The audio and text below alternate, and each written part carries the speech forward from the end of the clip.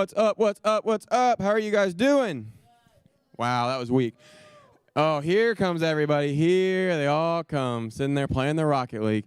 Hey, Griffin, did you guys end up winning? Griffin, did you guys end up winning? It was a tie. Okay, that's fair. We'll say it was a tie. Good enough, good enough. Anyways, what is up, everybody? Hope you guys had an amazing Easter. Did you guys spend time with your family, right? Yes. Shake head, hopefully. That's good, good. Hopefully you guys did. I got to go home and spend time with my family. It was good to get to see them. Actually, I talked about how like I'm old and I didn't get an Easter basket anymore. They actually gave me an Easter basket, and I was super shocked by that. It was super nice. Got some good candy. I got Reese eggs, because you guys know Reese eggs are where it's at. But I hope you guys had an amazing Easter. We are still actually in our series kind of talking about this, why Easter is so important and why we celebrate it. And we're going to go into a little bit more with that because Austin's going to be speaking, so always going to be good, as you know. That's coming up. We also have live worship today, so it's going to be really, really good stuff. But before we do that, we have a fun game to play. And so the way we're going to play this is everybody actually is going to get to play this game and participate. But there's going to be a little bit of, I'm going to have to believe you guys, and if you get it wrong, you're going to have to sit down and not be cheaters. So that's the way it works. And first place will get 3 shots at our impossible shot because we are still going with this thing. We are still going. And then second place will get, I'm trying to decide, should I be generous? Should they get 2 shots or 1? 10? Why would second place get 10 shots and first place get 3? No, that is not the way we're going to play this. Sorry. I'll give you 2. Second place gets 2 shots. So that is how we're going to play this game. So I need everybody to stand up. Everybody to stand up. Go ahead and throw up our graphic for the title. So the way this game works is it's basically, as you guys can see, it's going to be called maybe. There we go. Will it float? So it is a very, very simple game. Basically, there's going to be an item that pops up on the screen, and your guys' goal is to guess, will it float or will it sink? Sounds pretty easy. Sounds pretty simple. I was not good at this game. Faith, did I get like, I don't know, like maybe 3 right? 2? She said 2. I think I got more than 2 right. I think I did better than 2. That's pretty bad.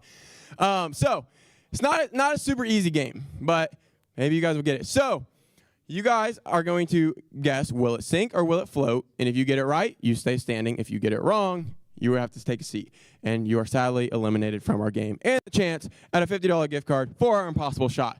So, does that make sense to everybody? Give me a thumbs up if that makes sense. If it's thumbs down, then I'm sorry, I don't know what to say because I don't know how to explain it. Okay, cool. We're going to go ahead and get into our first one right now. Let's get it. Here we go. A can of soda, or as I would like to say, a can of Coke. Okay, because everything is Coke. Yes, it looks like a full can. So, a can of soda. Raise your hand if you think it sinks. Raise your hand if you think it sinks. If you think it sinks. Okay, a couple of you. Raise your hand if you think it'll float. Okay, most people are going float. Let's see what it is. Be honest, people. Be honest here. Oh, it sinks. So if you said it floats, oh my goodness, all the girls just about. Three girls. Wow. Okay. See, now, yep, what did I say? This game's not easy. Banana. Do you guys think a banana will float or sink?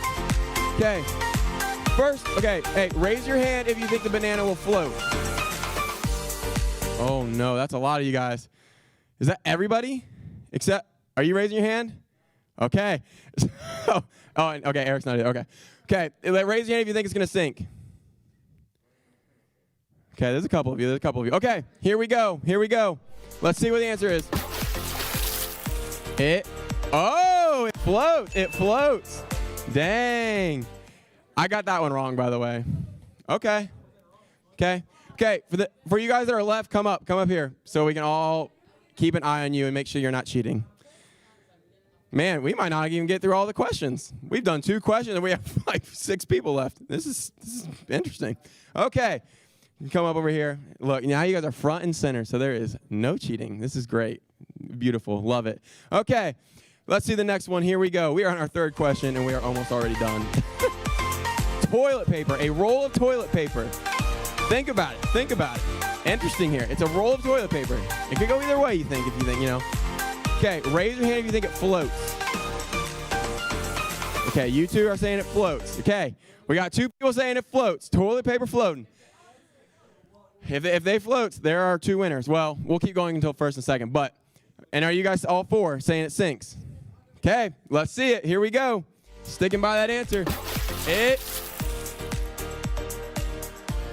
Oh, it floats. Dang. Wow. Guys, what happened? We have done 3 questions, and we have 2 people. I honestly thought going into this game, I was like, man, we might have a winner at the end of this. And, well, we already have 2 people. Okay, so congrats. Both of you are going to get a shot at the impossible shot. Now, it's just who gets 3 and who gets 2. That's what we're playing for at this point. So, let's see the next one. Here we go. We got a plastic mayo bottle. And it's full, all right? It's full. It's like got some in it. So, Andrew, we're going to start with you. Do you think it floats or sinks? You think sinks? Go, you're both going sink. You're playing it safe. You're playing it safe. Okay, let's see. Let's see. Oh, you guys were both wrong. Okay, so you could have switched it up and gotten it right and came in first. But you guys are still both in. Okay, now, Dominic, we're going to go to the next one. We're going to start with you this time, okay? We're going to take turns. One of you at one point are going to have to switch it up, or else it's going to come down to a rock, paper, scissors. Umbrella. Now, the key is here. It's folded up. It's folded up. It's not, like, loose, because, you know, like, if it was, like, expanded, it was floating for sure. So, take that knowledge with a grain. I don't know. Just do what you want with that. But, Dominic, what are you saying? Float or sink? He's going sink. He's going float. Okay, we have a difference. Here we go. This is for the win. Let's see. It's staying. It floats, baby. Good stuff. Good stuff. Okay, so, Andrew, you get 3 shots, right? You want to come up here? Because I'm sorry, it's not the same if you got to throw it from down there. It's not fair to everybody else. So you are going to get 3 shots. As you know, we've been doing this for a while. And the tip that I'm giving people is go overhand. It's way better. Trust me. Do not do underhand. You can if you want, but it does not work well. It does not work. Here we go. First shot, $50 gift card. Oh, okay. Not bad. Not bad.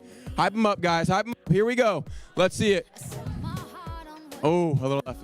Don't do the underhand chant. It's not worth it. Come on, Andrew. Last one. Oh my goodness. You almost had it. He hit the very tip of it. Good try.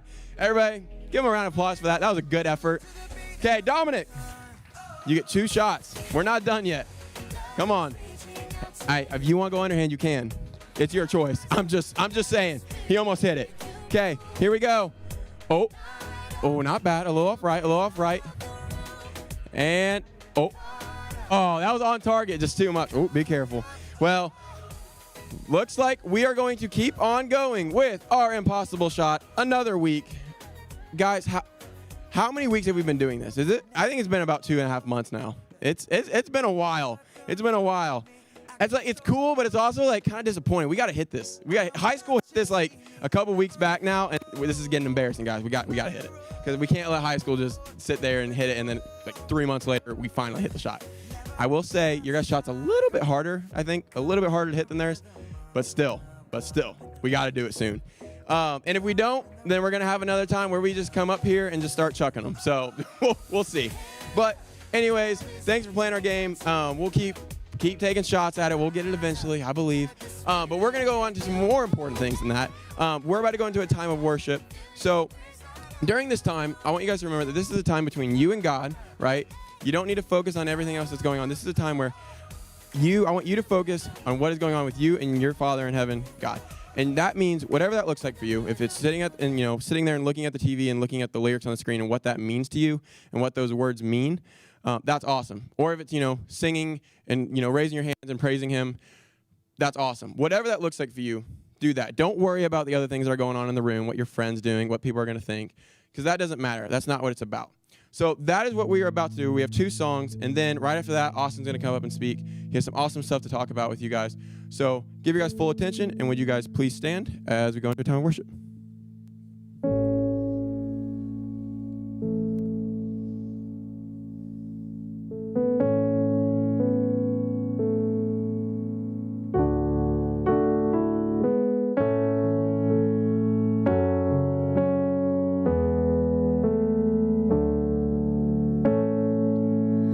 Let the King of my heart be the mountain where I run, the fountain I drink from. Oh, he is my song.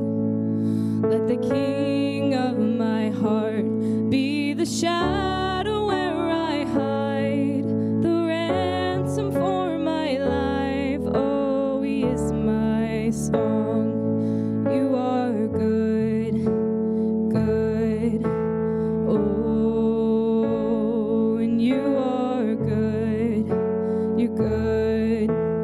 Oh, let the King of my heart be the wind inside my sails, the anchor in the waves. Oh, he is my song. Let the King of my heart be the fire inside my veins, the echo of my days. Oh, he is my song. And let the King of my heart be the wind inside my sails, the anchor in the waves. Oh, he is my song.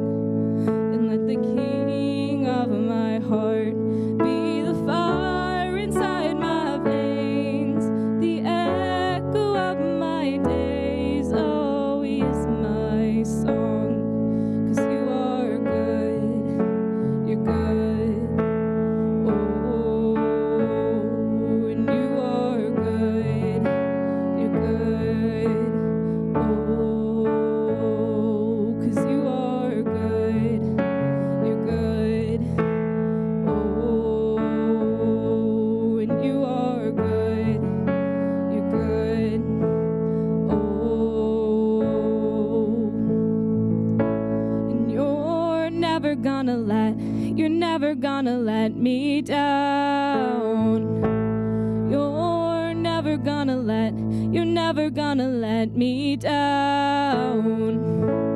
You're never gonna let me down. You're never gonna let me down. 'Cause you are good, you're good. Oh, and you are good, you're good. Oh, and you are good, you're good. Oh, and you are good, you're good. Oh.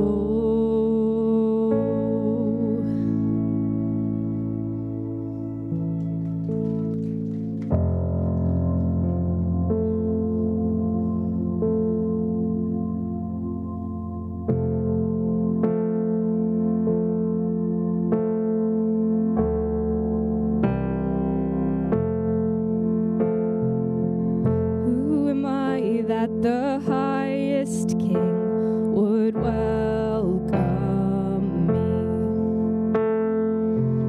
I was lost, but he brought me in. Oh, his love for me. Oh, his love for me. Who the Son sets free, oh, is free indeed. I'm a child of God. Yes, I am. Free at last, he has ransomed me. His grace runs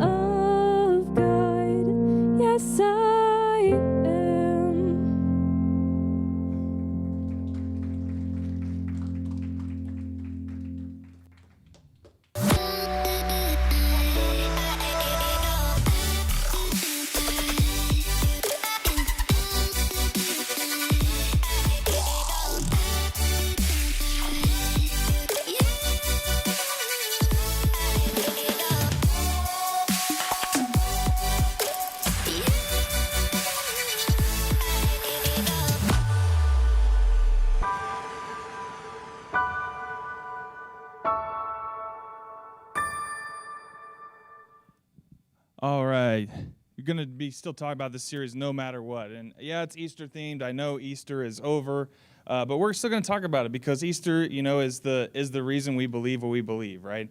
Christ died, he resurrected, he came back, and we have hope for one day in the future.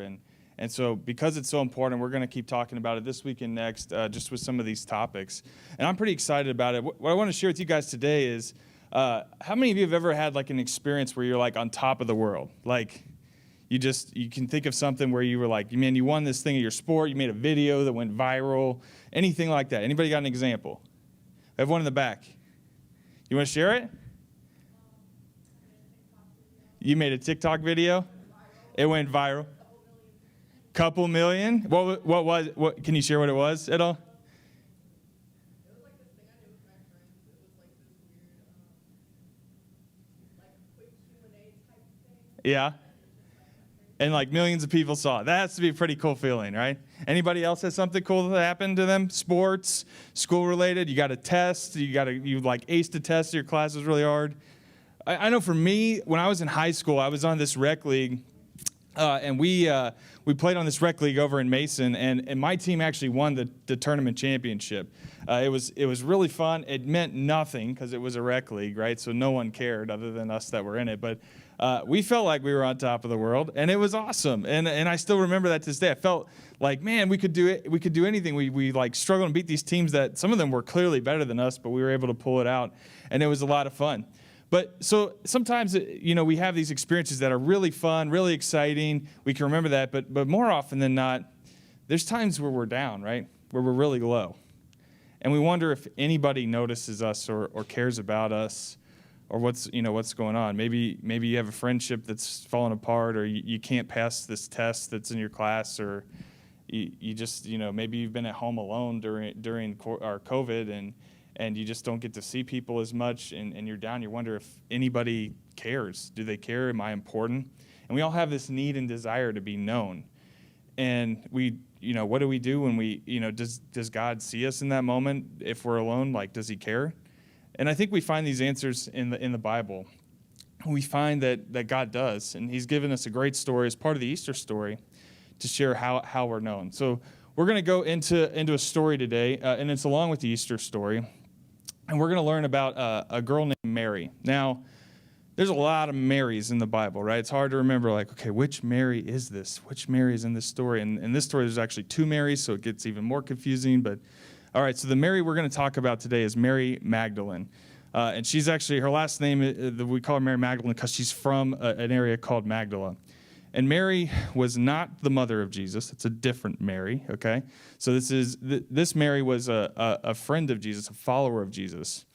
And we know she was important, not because the Bible says specifically that she is important, but unfortunately in this time, women did not have the same rights as men. They were not valued by society the same way men were. And so if the writers of this gospel took the time to mention a woman, it was for an important reason. They wanted to make sure that it was known that this was an important event that went on. And so we know that this is very important and that we need to understand what's being shared here because of nature. I'm not saying this is right. I'm not advocating that women are not as equal as men. They absolutely are, and we'll find that in this passage, but we know that by the context. So with that, I want to share the first passage with you guys from the book of John. So it says, Mary, this is Mary Magdalene again, was standing outside the tomb crying, and as she wept, she stooped in and looked. She saw two white-robed angels, one sitting at the head and the other at the foot of the place where the body of Jesus had been lying. "Dear woman, why are you crying?" the angels asked her. "Because they have taken away my Lord," she replied, "and I don't know where they have put him." So just to recap, this is just after Jesus has been crucified, right? He's been put to death on the cross. He's been buried. He's been put in the tomb. And the next morning, Mary's going in, just like many of us go when someone dies in our life, to go pay respects and to go remember that person. She's mourning, right? And she goes and finds, first of all, that Jesus' body isn't there. So sometimes we read through this, and like I kind of get lost in this sometimes, but guys, Jesus' body was gone. He wasn't there anymore. That's huge, right? Like, where was he? Not only that, but you see these men in white robes, and then we read through these white-robed angels. Like, how many of you have seen an angel in your life? No? Anybody can claim that? No? Like, I've never seen one. I believe they exist, but I've never seen one. And here she is, and these angels are sitting right in front of her talking to her. Like, this is a huge moment. And sometimes it's easy for us to just read over that. But she's clearly looking for Jesus, and she's sad because he's gone. She doesn't know where he is. So we can go to the next passage, Christian. She turned to leave and saw someone standing there.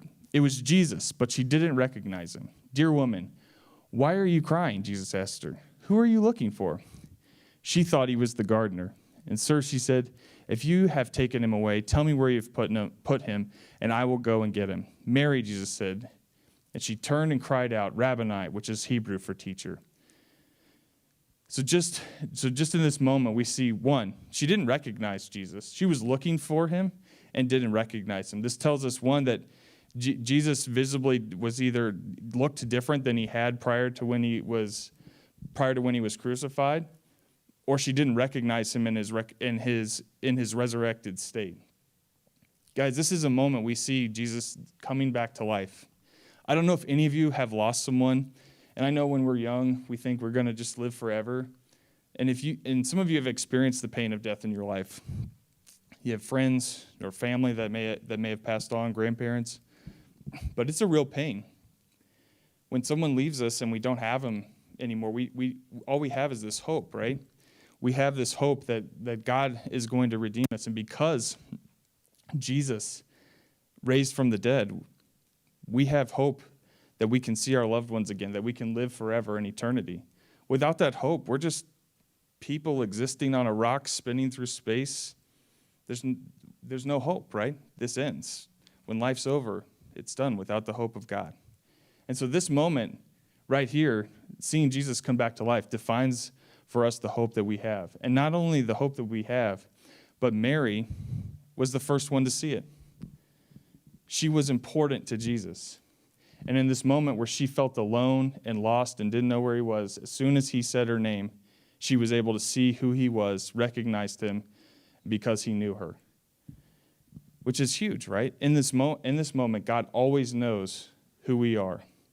We're important to him because he's the one who's most important. And he loves us, and he sees us through all of this. I think, Christian, I have one more slide on this. And Jesus replies to her. He says, "Don't cling to me, for I haven't yet ascended to the Father, but go find my brothers and tell them, I am ascending to my Father and your Father, to my God and your God." Mary Magdalene found the disciples and told them, "I have seen the Lord," and she gave them this message. See, God gives us this passage that's written in the book of John to show us that we are all important. And Mary in this moment was identified and written about to show that God knew her and loved her, and that she was the one to take this message and tell others about Jesus. But she was the first one that got to experience that and spread that message. And God does that for us too, right? All of us in our moments of just pain, suffering, when we're alone, we have the hope and we have the knowledge that God is with us, and he loves you, and he knows that you're important, and he sees you for who you are. And so when you're in that moment, when you're stuck at home or you're down from that test that you didn't do so good on, or your team lost a tournament, or whatever that moment is, God's there, and he sees you, and he knows you, and he's asking. All he wants is for you to have a relationship with him, and he's asking for you just to reach out and talk with and speak with him. When Mary went to look for him, Jesus found her, and he'll do the same for you. So with that, I want to say to you guys, how do we do this in our daily lives? What are ways we can practice this, right? We always talk about how do we practice our different spiritual, I don't know what we call them, exercises or disciplines, so we can utilize these things in our life when we need them. And so I've got two of them up here, but of how we can start to believe this. Christian, you can throw those up. So the first one is think about how we see ourselves. So it's easy for us to say, oh yeah, God sees me, he loves me. But to believe that, we have to first believe that ourselves. We have to believe that we are valued, that we are loved. And I tell you guys today that you are. In your small group, if this is something in question for anybody in your group, I'm putting this on you guys as a small group to make sure that that person knows that they're loved this week. And if anybody's feeling that, I want you to share that, because that's what your small group is there for. You guys are a unit, and you're there to take care of each other, and we need to let each other know that you're valued. And we need to think about how we treat others. So, yeah, we can feel this way about ourselves, but how can we feel feel value in ourselves if we turn to our brothers and sisters in Christ, God's children, and treat them less than ourselves? When we hear about, the greatest commandments, Jesus was asked, what are the greatest commandments in the Bible? And they're trying to test, the leaders of the Jewish community are trying to test Jesus at the time of what is the most important commandment. Jesus turns around and he says, well, the first one is to love the Lord your God with all your heart, soul, mind, and strength, right? Number one. But number two is to love your neighbor as yourself. If you can do those two things, you can follow all of what God has put forth to us. And looking at how we treat others is a reflection of how we view and treat ourselves. And so by doing these two things, we can help see what God has in store for us, how he views us, and how important we are to him. So that's all the message I have for today for you guys. I want you guys to know that you're valued, that you're loved, and that by Christ dying on the cross for us and giving his life and giving us this hope of living eternally with him, and we can see how important the resurrection is to us and why Easter matters. It shows us that we are important, that God sees us, that he loves us, that he wants to be with us if we choose to accept his free gift of salvation, and that we have the opportunity to live forever in him. And that's the hope we hang on to with Easter, and why we really view it as one of the most important, if not the important, event of our faith and what defines it. So with that, I'll leave you with, guys, this one question today that I want you to talk in your groups. And that question is, what makes the resurrection important to you? What makes it important? Why is the resurrection important to you? Yeah, I gave you the reason why we see it as important, but I want you to dive into that and open that up. Why does it matter that we live forever? Why do we value that? I think that's a good thing to talk about. I think it's important for us to understand that death is real. We're all going to experience it in this room through friends, family, or maybe even ourselves, or definitely ourselves, right? We all are going to go through that. It's permanent. But we have a hope through Christ that one day we will all be resurrected and live together with him. So why is that important to you? And talk through that today. I'm going to pray, and then I'll dismiss you guys to your groups. Hey, God, we just thank you for this just wonderful gift you've given us, Lord, of through our sin and fallen state, that you gave your son as an opportunity to be with us again, that you love us so much that even though we choose our own ways, that you gave us a way back to you. And Lord, we know that you see us, that you love us through these moments of pain and heartache. But Lord, we just thank you that you pursue us through all of that, through all these flaws. And we thank you so much for the opportunity to be with you and our friends and family and loved ones. This is the pinnacle of what we believe in you, Lord, and we just thank you so much for that. Lord, I pray that as these students just go out this week and into their small groups and back home and into their schools, that whatever they're dealing with, Lord, that we can share that in our small groups, that we can pray over each other, and that we know that at the end of the day, you are there in all things with us. I pray these things in your son's holy name. Amen. All right, you guys are dismissed to your groups. One thing really quick that I wanted to remind you guys about. Next week is middle school move. Now, that does not mean anything technically for you guys. That is a thing that we do after service for the fifth graders that are going to be coming, sixth graders. And you're probably like, oh, great, the fifth graders are coming. Not yet. That's not till June. So, or yeah, maybe you have siblings. You're like, oh, great, they're going to be in here with me. But the reason I wanted to bring that up with you guys is that is directly after service next week, and we need help to set up some chairs. So if any of you guys are interested or available to next weekend right after service to stay after a little bit longer, we're going to have pizza. But just need a couple of you that are interested to help stay after and just, set up some chairs and stuff. And then you guys are free to leave and stuff. But make sure, first of all, don't just tell me yes, you can, and then not talk to your parents. Don't do that. Make sure you give your parents if you can do that. But yeah, if you're interested in that, let me know. But love you guys. Hope you guys all have an amazing week. And yeah, have a great week. See you guys. You're dismissed to groups. Peace.